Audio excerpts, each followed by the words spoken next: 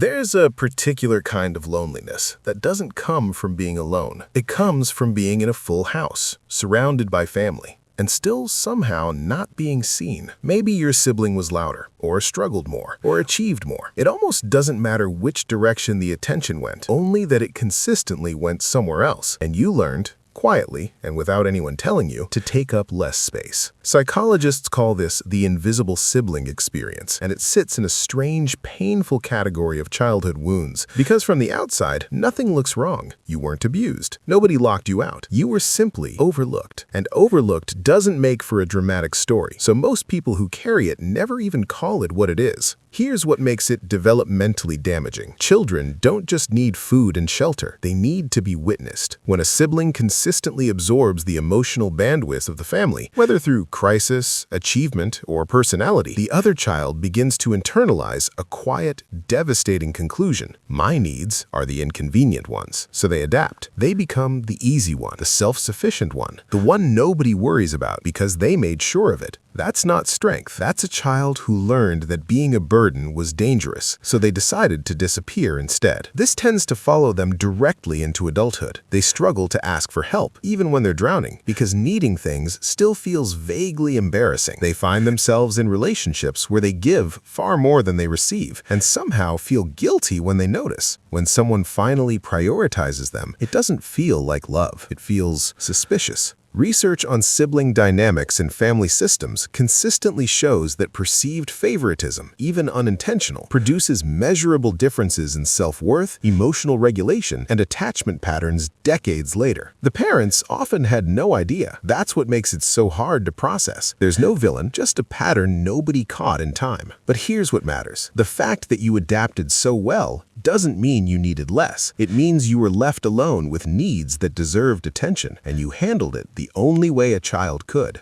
You are allowed to take up space now. You always were. Start small. Notice when you minimize yourself in a conversation. Notice when you apologize for having a preference. That awareness is where it begins. The invisible child grew up, and they deserve to finally be seen, starting by themselves.